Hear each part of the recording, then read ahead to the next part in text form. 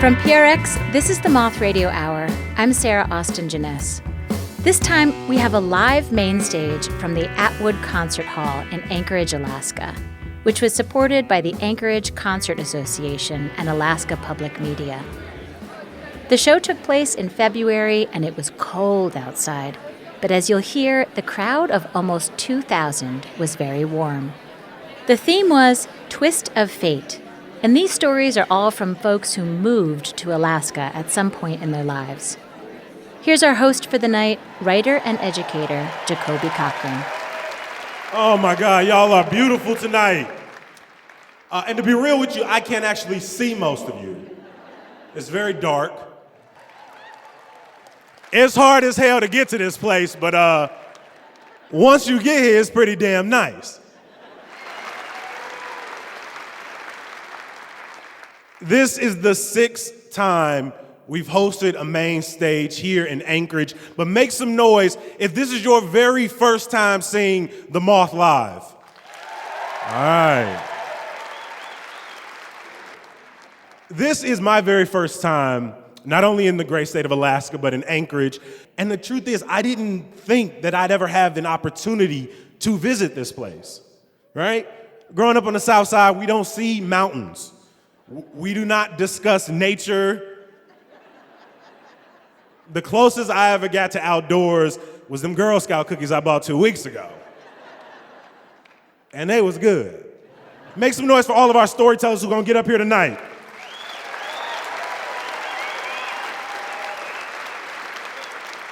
The theme this evening is Twist of Fate. All of the stories you hear tonight are going to be about the unexpected, things that people did not see coming. All of our storytellers have a great bio in your program, but we're not going to read their bio to you.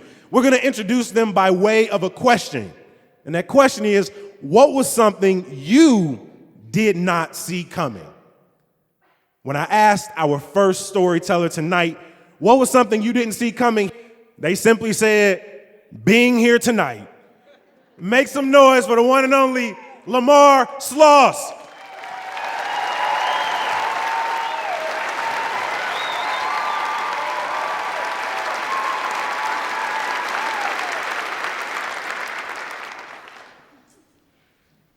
I grew up with a single mom at home and only saw my dad probably on the weekends every now and then. And even though I grew up with a lot of love and affection, I missed my dad at home and always wondered what kind of dad I would be. And because my mom was working, I got to spend a lot of time with my grandmother so she could get a break probably from my brother and I. And I remember sitting at her house some mornings and watching The Price is Right as I eat a fried bologna, egg, and cheese sandwich. And, a little grape jelly on the side because I had a very sophisticated palate as a young man. And I'd probably end up taking a nap watching The Young and Restless in the afternoon. And if I was lucky enough, she would make me my favorite soulful meal of fried chicken and hot water cornbread, which is boiling water and cornbread, and you zip into the fryer. I don't know if some of these northerners know about that, but it's good to soaping up the mac and cheese and green beans on the side. So she was always a phenomenal cook, but she always knew how to make a little extra money on the side. And in the summer months in Tennessee, where the air was so thick you could chew on it and walk outside and your upper lip start sweating, she would sell fish sandwiches and popsicles and cold drinks to kids around the neighborhood. And I remember helping her run these orders out and seeing how elated these kids were to have a cold treat on these hot, muggy days. And one day, I took it upon myself to follow in her entrepreneurial footsteps and took a box of chocolate that she was selling for a church fundraiser to my Christian middle school. And I remember doing so good, I was taking a lot of my classmates' lunch money, and eventually it would get shut down because apparently you can't take chocolate and sell it at school, even if it is in the name of Jesus. I ended up going to business school because I had dreams of going on Wall Street and taking everybody's lunch money, and somehow ended up back home living with my mom and not really sure what I was going to do. I ended up working at this crepe cafe in my hometown, and I made a lot of money, a good $12 an hour, plus tips, so you can imagine my mom's disdain for me taking this position, but this is where I fell in love with food industry and just crepes in general. There's something about spinning the crepes and the steam rising up and you filling them with sweet and savory fixings that really captivated me. But I think something else that made me stick around was this fair-skinned, blue-eyed Alaskan girl named Samantha that I would meet that also worked there. And somehow she talked me into moving up here, and that's how I'm here today.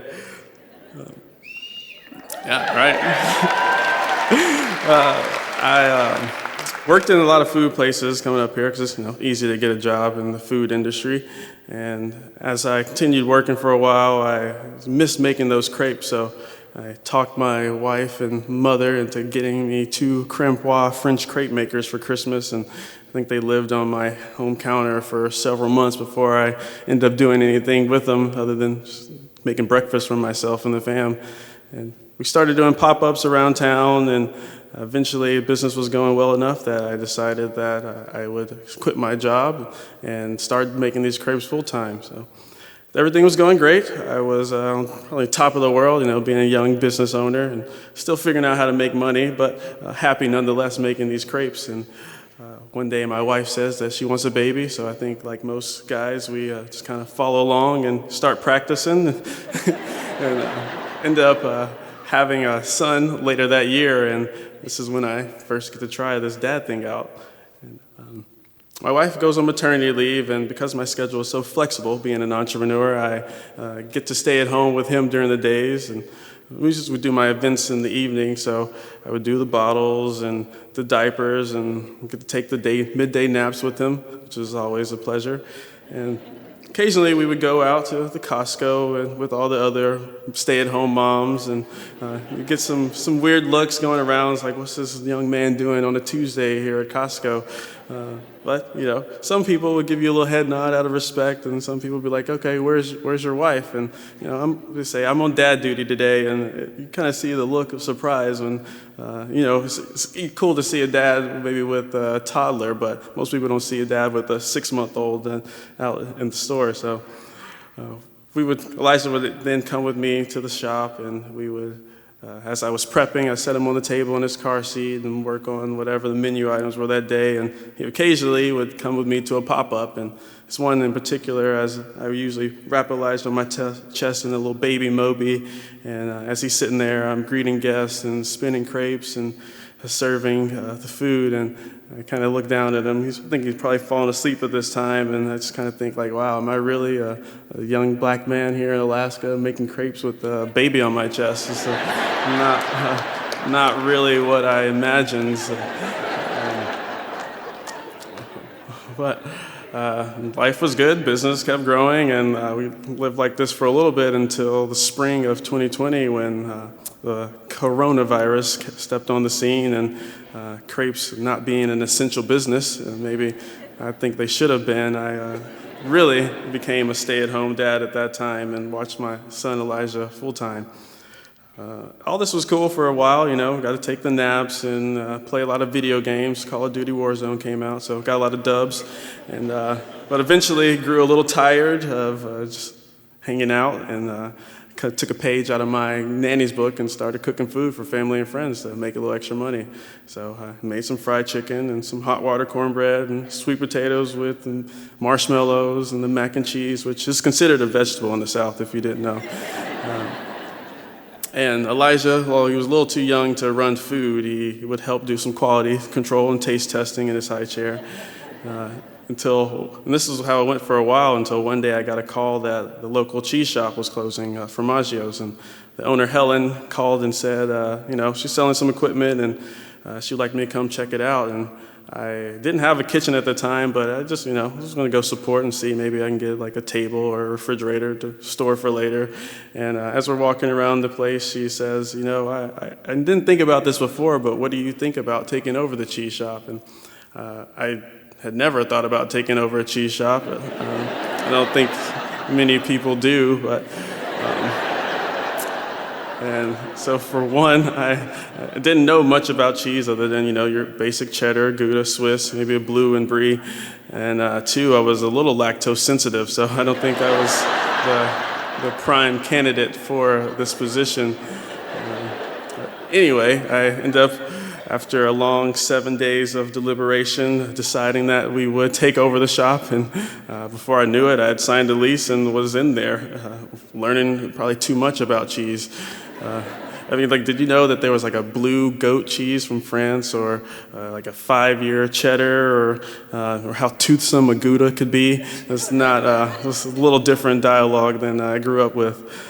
But it was fun nonetheless, and business was great. We actually did more business than they had done, not the COVID year, but the year before, and I was on top of the world. So my wife says, hey, it's good time to ask for another baby, and she ends up getting pregnant, and we go to this ultrasound appointment, and as the doctor is looking at her belly, I remember her saying, it's 2, and out of shock, I think we thought she was talking about 2 o'clock in the afternoon, but it was, we got lucky and had a 2-for-1 and had twins on the way.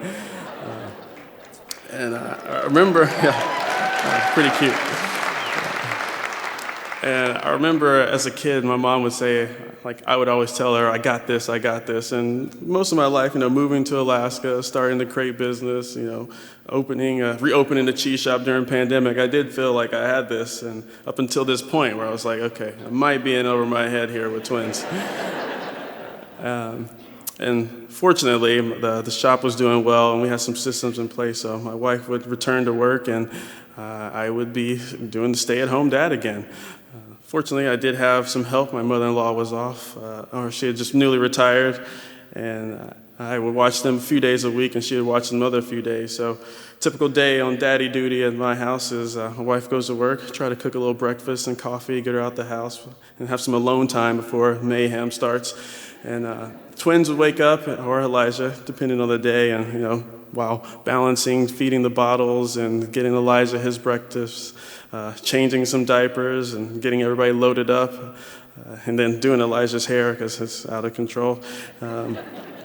We drop him off at daycare and no longer really go to Costco anymore, but we go to the airport to pick up cheese, and it's kind of obvious when I'm pushing a double stroller in, you get some funny looks from people, and ladies obviously look at them, but then there's some like, where's your wife? Like, you doing this by yourself? I'm like, oh yeah, we got this, and now anyway.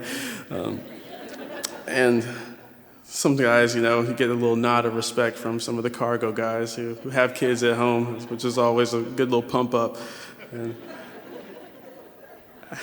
But this is definitely the most trying time in my life, and we're beyond sleep deprived at this point. I think Navy SEALs go through hell week. We're in hell season at this point. And with balancing, operating a cheese shop that I know very little about, and supporting my wife post-pregnancy with a toddler still running around getting potty trained, somebody said it best, when you go from 2 or 1 to 3 in this case, you go from man-to-man to zone defense, and that couldn't be more true in our situation. But nevertheless, we persevered, and as one day I'm double-fisting, bringing my twins, August and Abram, into the cheese shop. The boys, as we call them, come help me unload. And as they're playing with my boys, I kind of sit down and wish Nanny could kind of see me now and all the love and affection that she'd given. And I realized that I had become the dad that I wanted. And not only the dad I wanted, but the dad I never have, and maybe the model or blueprint for what dads can be. Thank you.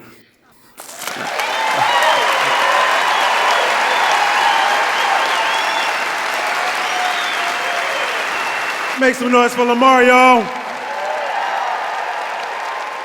Lamar Sloss is still operating Fromaggio's Artisan Cheese in Anchorage. After 10 years in the culinary world, he's still passionate about bringing new and old world cheeses and charcuterie to isolated Alaskans.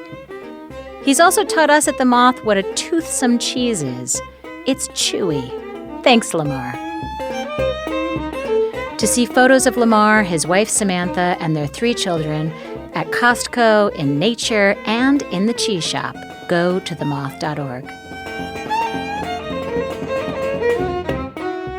In a moment, the Poet Laureate of Wisconsin is asked to move to Anchorage for love.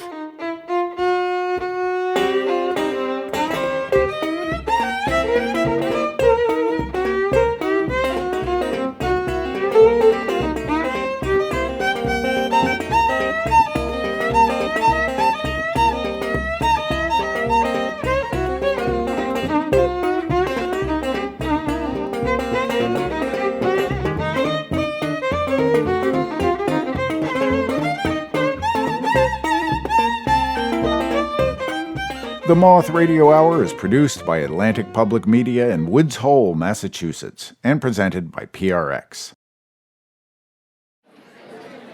This is the Moth Radio Hour from PRX. I'm Sarah Austin Jenness. We're bringing you stories from our Mainstage show in Anchorage, Alaska, with the theme Twist of Fate. Our host for the evening is Jacoby Cochran. I hope y'all have been enjoying yourself thus far. When I asked our next storyteller what was something you did not see coming, she told me, these damn hot flashes. Make some noise for our next storyteller, Dasha Kelly Hamilton. Make some noise, y'all.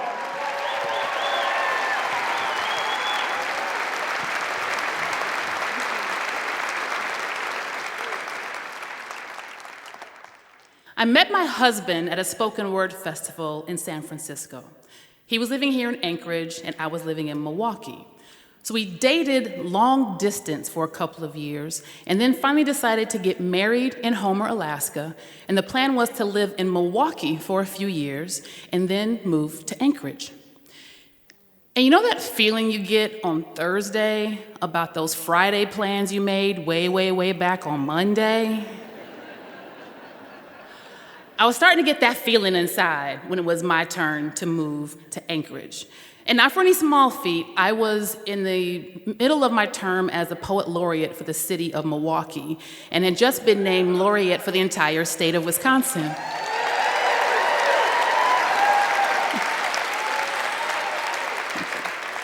Now, I had every intention of keeping my word. The promise that I made to my husband when we made this wedding plan was that I would not do a bait and switch when it was my turn to move.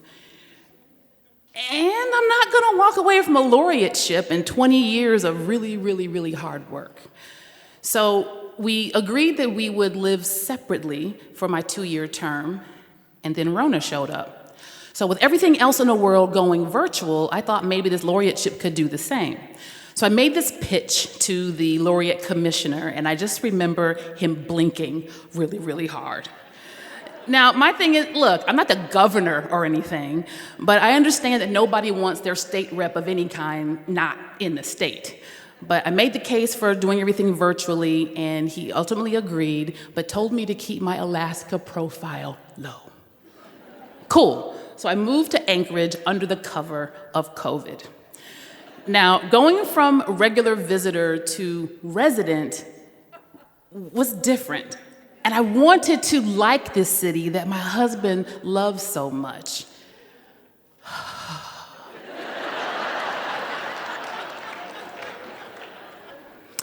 Especially because he really went all in and embraced Milwaukee. And Milwaukee, statistically, remains one of the 5 worst cities in America for Black people to exist. I'm not kidding. Black men especially. So it was no small feat that he came and made a home and a life there, and he actually thrived there. But I don't know if I could thrive here. First of all, everything that anybody really wants to do happens outside.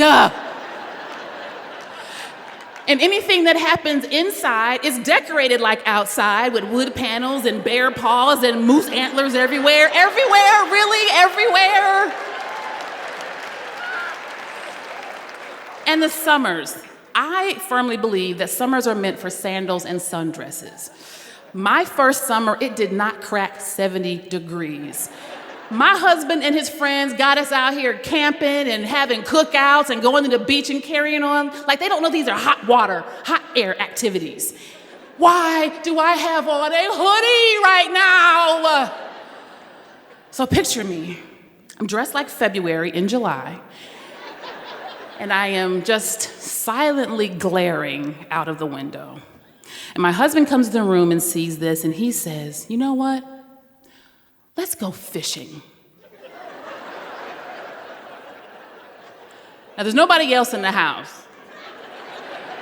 But I'm looking around anyway, because he can't be talking. He's like, he is talking to me.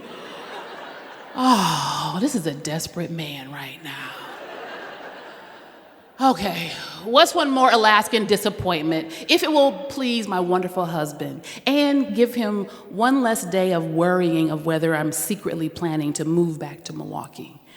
Now, he knows I wouldn't do that, but we both know I could be thinking about it a lot. My husband is the only important thing to me that's here. My work and my friends and my family and my community and my attention and my summertime, and everything is not here. But we're here together. So I've got on fishing waders, fuchsia lipstick, and a hot pink hoodie with Alaska across the front. So my husband has experienced fishing, but he's not experienced. But he knows enough to get me started. So we get down to Ships Creek, which is this channel of waterways where the ocean kind of touches downtown. And I'm really surprised at how many people are down here after work. So my husband gets me set up and he tells me to cast. And so I cast once, tug twice, reel it back. Well, actually, the first time was kind of a flub because I was nervous I was going to cut my finger, and then I realized, no, that's Dasha, that's piano wire, not fishing wire. Get over yourself, get it done. So my second cast, tug twice, reel it back. Now, my husband is behind me, bending over, getting his gear together, and when I called his name, he assumed that I had gotten caught on a branch or something. But when he turned around, your girl's pulling in fish.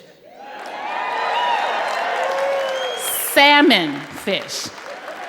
So we come in, we're excited, we lay it down, take our little fishy selfies and everything. And there are these two women who had come down to Ships Creek at the same time that we did. We had all walked down from the main road together. And one of them came over to me and said, "Hey, do you live here?" "Yes." I look at my husband and he explained, she's asking because you need to be an Alaskan resident to catch a king. "Did you know that there were different kinds of salmon?" I did not. So this woman wants to say so much.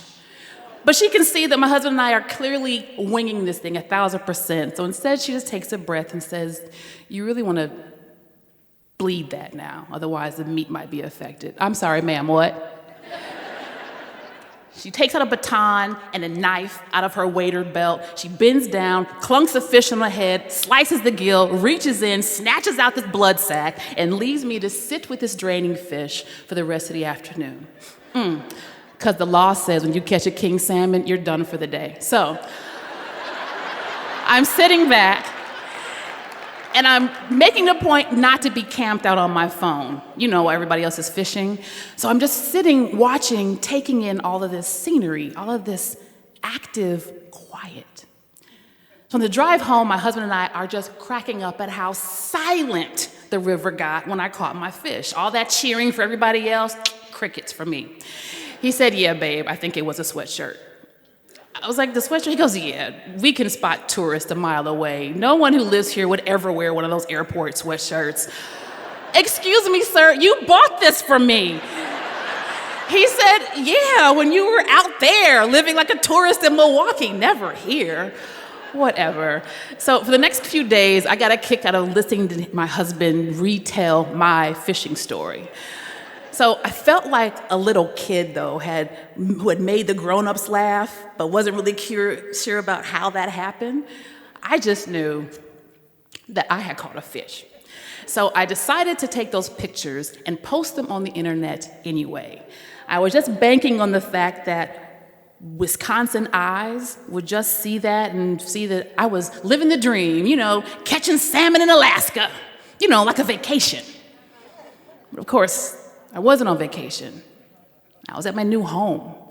And Rona was releasing her chokehold on the world, and now I had to plan in-person events back in Wisconsin.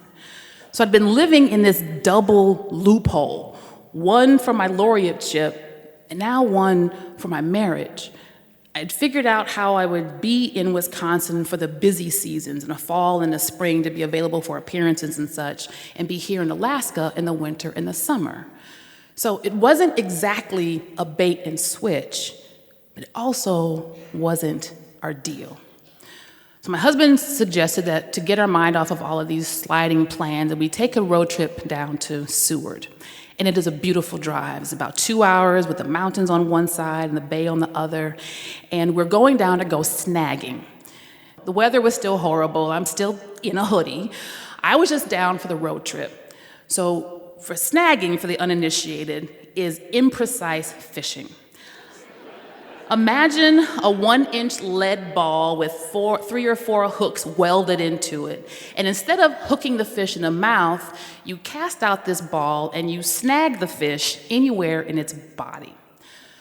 So I'm now in chest waders for this trip, and I'm standing waist deep at the edge of the ocean.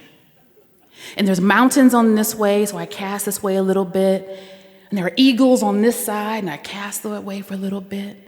Seals are popping up here and there. Beautiful, quiet. And then a salmon yanks your line, and this sucker's trying to make a run for it. So now you have to reel faster and pull back harder so you can make sure that you're trying to keep the fish a little bit above water level so it doesn't swim and get away.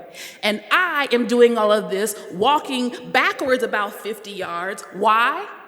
Because I didn't know about tides. I didn't notice that the ocean had crept in on me, and land was much further away than when I had started. I lost a couple of fish with this method, but I snatched 4 salmon out of the water that day. I probably caught 12 salmon over the course of that summer, and next summer I'd caught maybe 24 salmon. So the woman that had come to approach me that day took my number, maybe to keep an eye on me, or maybe she saw herself in me. It turns out that she is a former salmon derby winner here, and it turns out that she's a pretty solid human being. We've actually become pretty good friends. So we both count down the months to salmon season, and we both fish with lipstick. Now, ironically, we don't fish together very often, mostly just checking in on each other on our progress. I will grab a pole and go down to the creek a couple of times a week. Most times I come back without a fish, but every time I come back with a different clearing. You couldn't have told me that I would have enjoyed fishing, but I found it to be this active meditation. I'm moving, but I'm not. When I'm in Wisconsin, I realize I'm on the go all the time, 24/7. I got to. And when I'm here, I'm at rest. And I need that too. So I still am not a fan of all of the ubiquitous moose decor. My sandals and sundresses are still in storage back in Milwaukee. But I promise you, I have 2 Alaskan traditions down pat: fishing and love.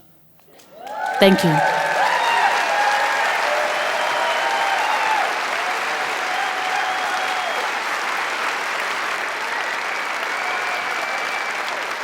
Give it up for Dasha, y'all.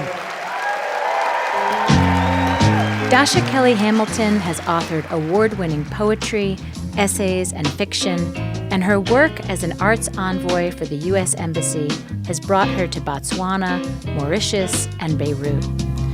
She's an alum of HBO's Deaf Poetry Jam and Poet Laureate Emerita for both the city of Milwaukee and the state of Wisconsin. Her show, Makin' Cake, is touring now. And yes, you will still find her standing in waders, fishing in Alaska every summer she can. To see videos of her in action, go to themoth.org.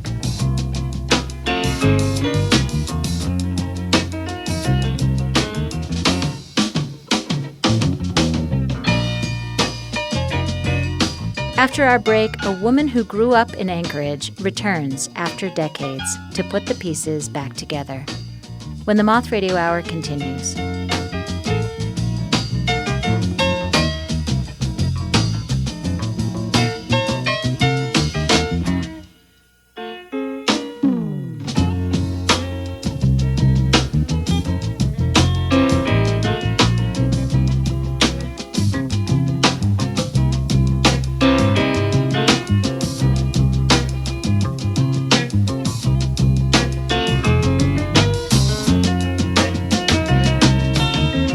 The Moth Radio Hour is produced by Atlantic Public Media in Woods Hole, Massachusetts, and presented by PRX.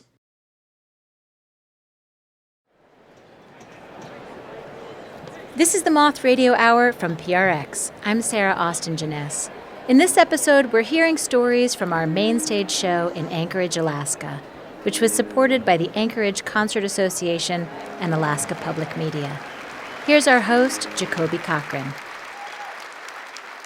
And before we bring our final storyteller up here tonight, I want everybody to just sort of look to your left and to your right. You're the reason that this show has been going so damn well thus far. Because not only have these storytellers come up here and shared a little bit of themselves, but you've listened with such an incredible amount of energy and passion and support.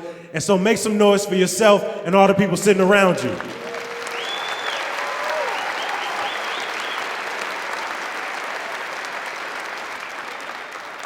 When I asked our final storyteller tonight, what was something you didn't see coming? She said, 2 days ago, I ran into the wall at the hotel and I got the black and blue on my face to show it.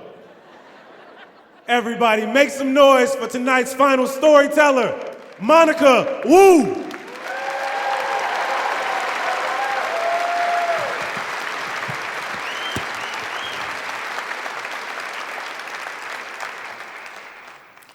It was September 7th, 1989. A phone call woke me up at 2 a.m. at my New Jersey apartment. My mother was screaming on the other end. Joe, Jeannie, 殺死啦, 殺死啦. Joe, Jeannie, kill.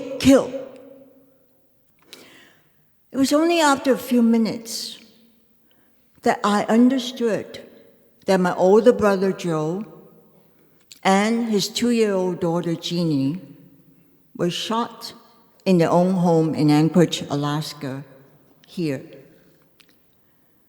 I had not been back to Anchorage for 15 years. I had no choice but to go home and help my family. During the long flight to Anchorage, I couldn't stop thinking about my brother and our past together. He loved to eat, cuss, and tell jokes. He wanted to be a comedian. He adored our younger brother Victor, who was 20 years his junior, and he loved to gamble. I was totally different. I was top student, I was serious, I wanted to win the Nobel Prize. My brother could get very cruel and tease me. Oh, you ugly bookworm, you'll never be able to find a husband. I wish my brother could show me some love. Our family were Chinese pioneers to move from Hong Kong to Anchorage in 1968 when oil was first discovered at Prudhoe Bay. My father bought a hole-in-the-wall restaurant called the Chinese Kitchen on Spenard Road. Almond chicken, egg foo young? No, I'm just kidding. Our business ran very well, except when Joe disappeared on his gambling binges and didn't show up for work. My father and Joe fought constantly.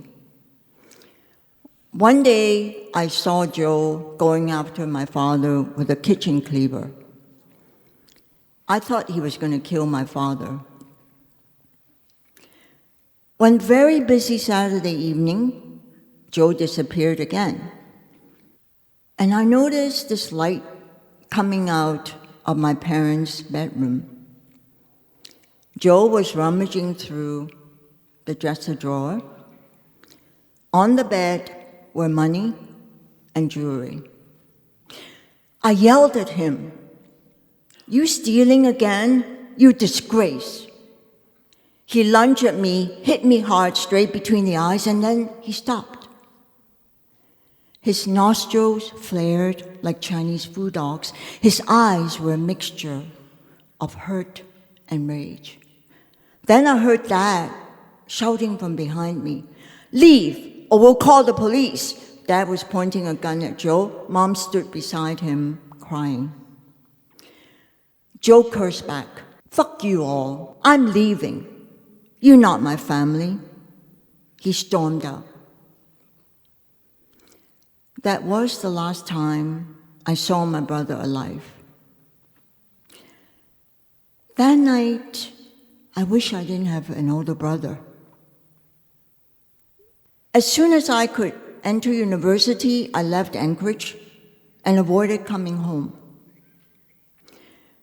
15 years later, I was back on Alaskan Airlines and headed to Anchorage Airport. The minute I disembarked, I rushed straight to the Providence Hospital. When I entered the ICU room full of strangers, someone whispered, "Aunt." A nurse placed a tiny bundle in my arms. I had never met my niece Jeannie, only recognized her from pictures. Around her head was a big, thick bandage. I averted my gaze from the bullet hole on her forehead. I held Jeannie tightly, felt her breathing so faintly. And then Jeannie died in my arms. I felt so unworthy of my niece, who waited so long to say goodbye to an aunt she had never met. I felt so ashamed of leaving Alaska. My whole family was falling apart. My parents wept day and night. I was not ready for the business of death, and I was overwhelmed by social workers, morticians, and journalists chasing the year's most sensational story. And I was in touch with the Anchorage police, especially Detective Ken. I tried to hunt down gambling haunts where Joe frequented on Spenard and on 4th Avenue. Soon after, the police developed a short list of suspects, but seemed to focus on one man. His name was Ming. He was a Taiwanese national. The police showed me his picture and wondered if my family knew him. We did not. The funeral was standing room only. It seemed like all of Anchorage's Chinese community was there. The funeral service was chaotic, free-spirited, and beautiful, just like my brother. I was so surprised how many friends Joe had, and was so touched by the stories of his acts of kindness, especially working at the soup kitchen. A middle-aged man came over and told me his story. He was homeless and frequented the soup kitchen where Joe worked. One day, Joe took his hand, placed it on his big belly, and said, "Here, man, rub my Buddha belly. It will bring you good luck. Don't you worry." And gave the man $50. For the first time, I learned to appreciate a side of my brother that I didn't know. I wish I could have showed him more love. My younger brother and I approached the open casket. Jeannie laid on top of her father's chest. She was dressed in pink satin with a white sash. Joe's lifeless arm held his daughter's tiny body. I had not seen my brother for 15 years. I wanted to see him alive. I wanted to see his eyes open, not glued shut. I wanted to hear his laughter, even his curses. I wanted to rub his Buddha belly. Victor and I paid our respect the Chinese way. We knelt in front of the casket, bowed our head 3 times deeply. I needed some air, so I went to the back. Standing beside me was an Asian man. He was the man in the police picture. He was the prime suspect, Ming. My legs started shaking. I thought immediately of Satjut, the Chinese gang tradition of exterminating the victim's entire family. Then Detective Ken stepped in between Ming and me.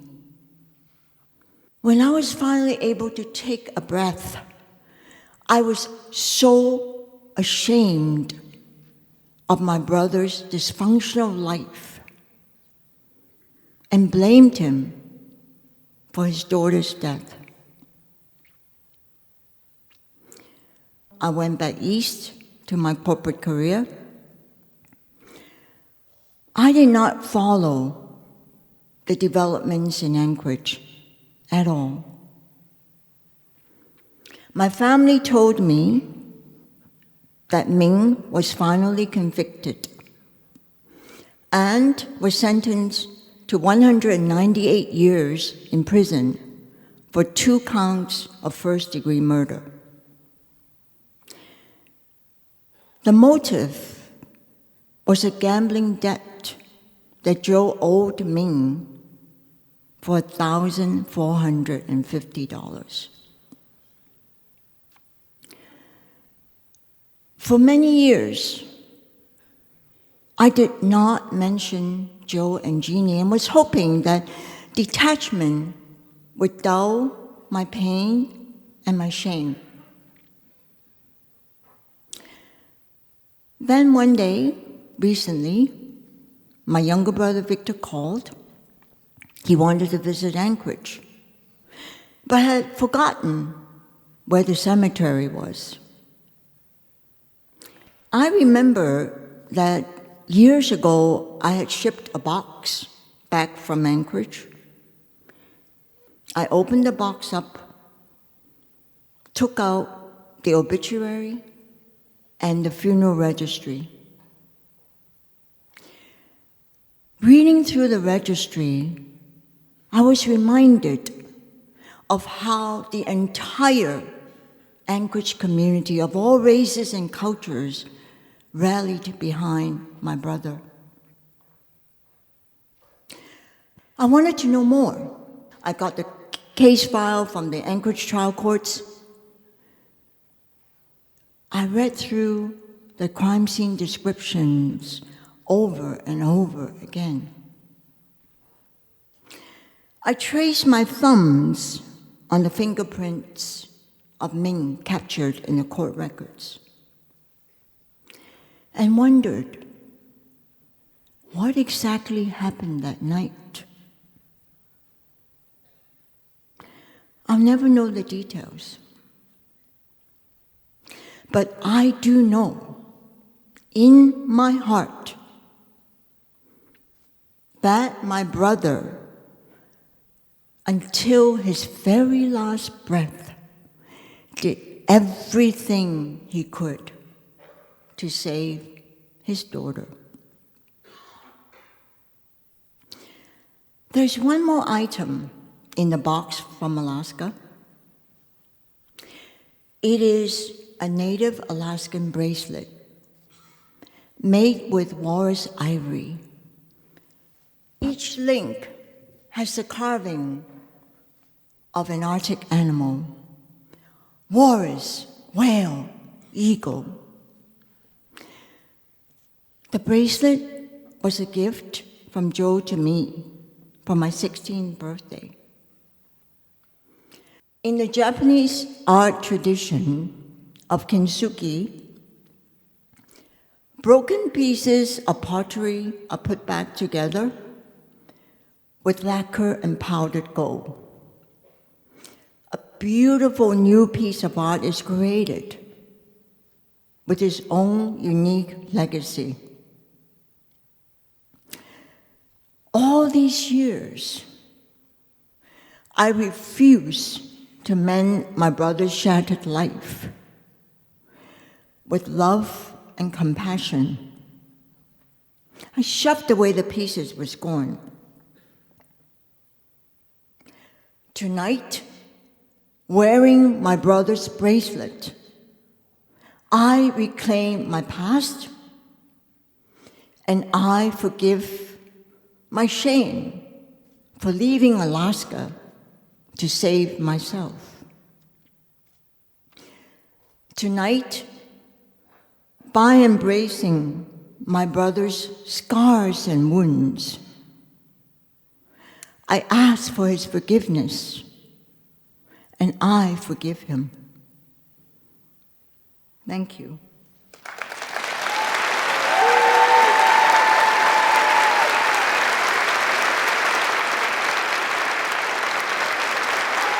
Make some more noise for Monica, y'all. Monica Wu has held senior executive roles at global corporations for 4 decades, where she says she's worked with fascinating and flawed individuals. She's a published author and a proud Moth Mainstage storyteller. By sharing her stories, she hopes to convince all people that life is not about survival of the fittest, but about evolution into better versions of ourselves. You can see photos of Monica and her family at themoth.org. Here's Jacoby Cochran to close us out. It has truly been one of the pleasures of my life to spend just a few hours with all of you, to take in your energy and your embrace. I hope each of you make it home safe tonight. Send me a text when you get home, all right?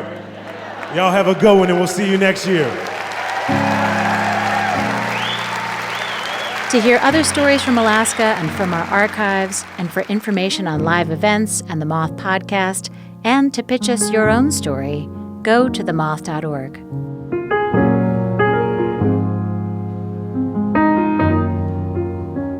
That's it for this episode of the Moth Radio Hour. We hope you'll join us next time.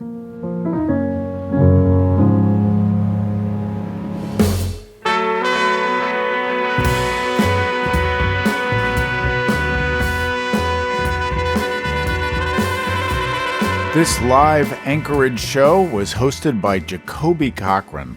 Jacoby is the award-winning host of CityCast Chicago. Chicago's favorite daily news podcast. And you can also catch him discussing news, sports, and culture on Chicago's NPR and PBS stations. This episode of the Moth Radio Hour was produced by me, Jay Allison, and Sarah Austin Jenness, who also hosted, and directed the stories in the show, along with Kate Tellers. Co-producer is Vicki Merrick, associate producer Emily Couch. The rest of the Moth's leadership team includes Sarah Haberman, Jennifer Hickson, Meg Bowles, Marina Kluche, Leanne Gully, Suzanne Rust, Brandon Grant, Sarah Jane Johnson, and Aldi Kaza. Moth stories are true as remembered and affirmed by the Storytellers. Our theme music is by The Drift. Other music in this hour from Regina Carter, Galt McDermott, and Phil Cook. Thanks again to the Anchorage Concert Association and Alaska Public Media. We receive funding from the National Endowment for the Arts. The Moth Radio Hour is produced by Atlantic Public Media in Woods Hole, Massachusetts, and presented by PRX. For more about our podcast, for information on how to pitch us your own story, and we hope you will, and everything else, go to our website, themoth.org.